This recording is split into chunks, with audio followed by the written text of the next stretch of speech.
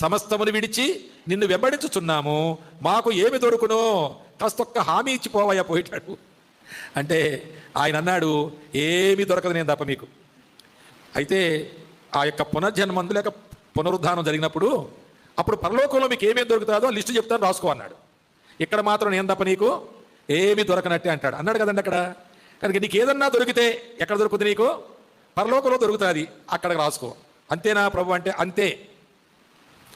నిన్ను ఇంతకాలం మేము వెంబడిస్తే మాకేం దొరికింది అంటే నేనే దొరికాను మీకు, అంతే. ఇప్పుడు మరి నిన్నేం చేసుకోమంటావు అంటే అందరికీ ప్రకటించండి పోయి. మరి మేము ఎలా బతకాలి? అది నేను చూసుకుంటాను. అంతేనా ప్రభు చెప్పిన మాట? అదేనా? అది నేను చూసుకుంటాను అనే మాట.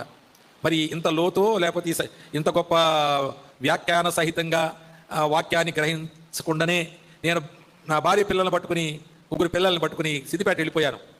నువ్వు ఏమి తిని బతుకుతావంటే ఏమో తెలియదు. చాలా బాగా అర్థం చేసుకోండి ఈ మాటల్ని. నిజంగా దేవుడు మనలను ఆయన ఏర్పరచుకున్నప్పుడు ఆయన కొరకు మనం జీవించే జీవితం అయోమయంగా ఉంటుందండి. నాకు అర్థమైంది అది. హామీలే ఉండవు, నాకు అసలు ఏ హామీ లేదు. ఇప్పుడు కూడా హామీ లేదు నా పరలోకం తప్ప, అది కూడా చచ్చిపోయాక. బతుకున్నంతకాలం ఏంటి నాది అంటే నేనే, ఇంకేమీ లేదు అన్నట్టుగానే నా బ్రతుకుంది.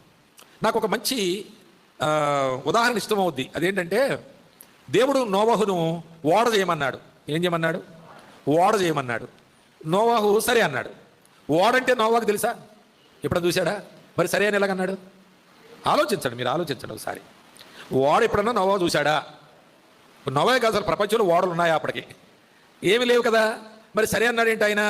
సరే ప్రభు అన్నాడు. దాని చేయు విధమేదనగా అన్నాడు దేవుడు. చెప్పు ప్రభువా అన్నాడు. ఆయన చెప్పాడు, ఈయన చేశాడు. ఈయన చేస్తా ఉన్నాడు. చితిసారకు ప్రాణం పట్టిరా ఎక్కడికి పోయి? అడవిలోకి పోయి. ఈయన వడ్రంగా ఆయన కాదు, ఈయన కార్పెంటర్ కాదు, ఈయన ఫార్మర్. ద్రాక్ష తోట వేసాడుగా. తర్వాత ఈ గొడవంతా అయిపోయాక జలప్రలయం అయిపోయి మళ్ళీ ఆయన పని ఆయన చేసుకోవడం పొలం పోయాడు. ఆయన పొలం పోయేటాడు, కార్పెంటర్ కాదు ఆయన. అసలు చెక్క ఏంటో చెక్క జాతి ఏంటో ఆయనకి ఏం తెలియదు.